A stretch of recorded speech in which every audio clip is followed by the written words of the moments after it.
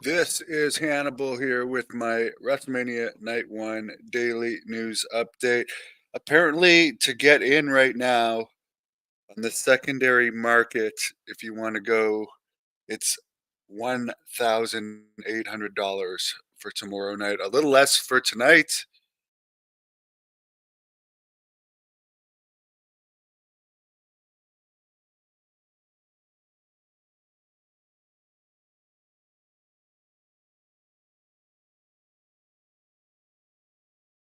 Expects the Rock. There's still some questions. I personally really hope Cody loses. Personally, I don't think he's a better champion than Roman Reigns. But, that's gonna be WWE's creative call, and when you're looking at the, secondary market price of $1,800 for a ticket for WrestleMania tomorrow, to put that into perspective, for Sting's retirement last month, secondary market prices the day before the show were only $8, so WWE is definitely a hotter ticket than AEW. Cody's tour bus caught on fire, by the way, a couple days ago. No one was injured. Um, yeah, good for him for having a tour bus. That must be pretty cool. It doesn't look like Drew McIntyre has re-signed yet, although people think he will. Becky Lynch's contract is also ending soon. Tony Khan definitely wants to make plays for free agents. Triple H had commented in interviews this week that, and he was alluding obviously to AEW's later schedule, that if wrestlers don't want the grind, then WWE doesn't want them. But Dave Meltzer brought up that the fact is, like, for the Young Bucks, Page and Omega and others that have signed with AEW, what it's finally come down to is who pays them more. Nobody has signed with AEW getting less money than WWE. They've offered more money. So yes, while the working less is always good, if you're getting paid, I mean, I understand, hugely more money. So of course you're going to go where you can get paid more to work less. And boy, oh boy, do you ever work less in AEW. I don't even think Okada's wrestled in AEW for a couple weeks now. Um, it doesn't appear the WWE is going to have any interest of the guys AEW recently cut, which AEW wasn't really using any of them. They have way, way, way too many people under contract.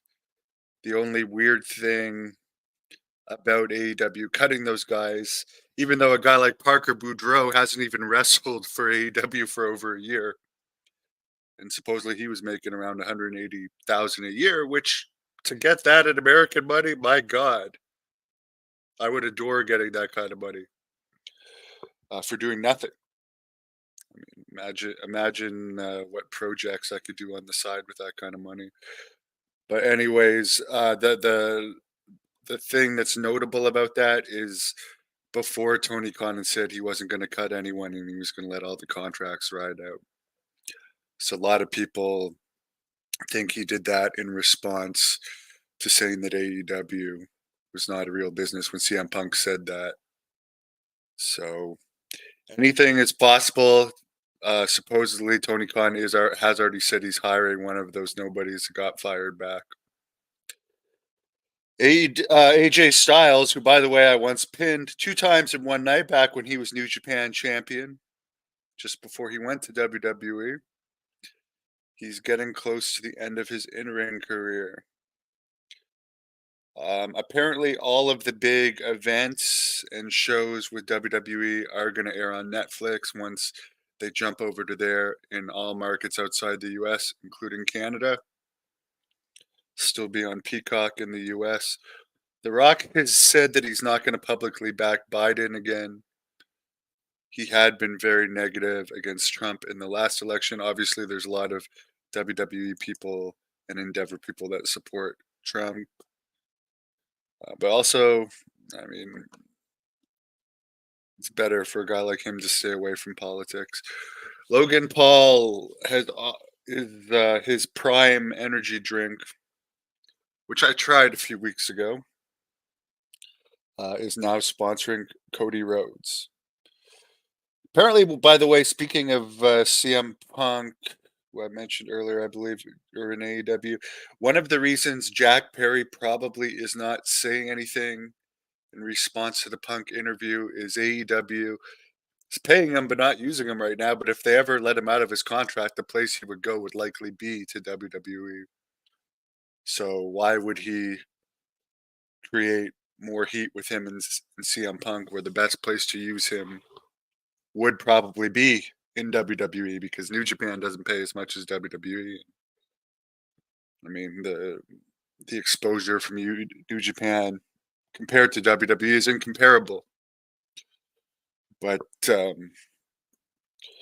also, I just find it bizarre that like the time to get Jack Perry over would have been right after that CM Punk thing. And now he just hasn't been on TV for so long. By the time, if AEW ever puts him back on TV, I mean, he's lost all of his heat from that CM Punk thing.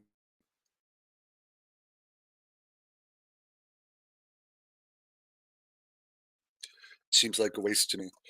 By the way, for everyone that likes Sanok, Brutus Beefcake, who I am going to be doing an interview with probably next week, his Dark Side of the Ring did a 0.05, 150,000 viewers. It actually beat Harley Race's Dark Side of the Ring. That did a 0.04, beat it by 1 point.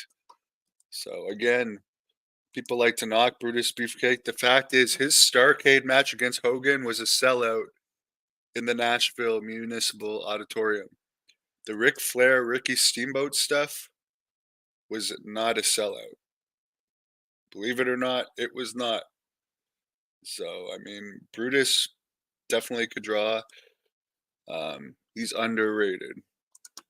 Tom, am I doing a commentary on WrestleMania tonight? No, I'm not watching it. I would like to see the tag team match, but not enough to pay for it. So I'll watch the highlights on YouTube, much like I watched the Hall of Fame highlights on YouTube. But honestly, after seeing the highlights, I'm glad I didn't watch the Hall of Fame. Just too much talking. I'd rather just watch the short clips. They did do a good job in the Thunderbolt Patterson video package of getting him over. And I believe the New Day ended up inducting him. A lot of people thought it was going to be this radio personality. The Undertaker inducted Muhammad Ali. Roman Reigns inducted Paul Heyman. Bull Nakano, who was hardly in WWE, I watched her speech. I still don't get why Missy Hyatt isn't in the WWE Hall of Fame. She was in the WWE for a while with a talk show segment called Missy's Manor, but also like she's one of the innovators of women wrestling. How do you put the Bellas in a Hall of Fame before Missy Hyatt? Well, I guess John Laurinaitis was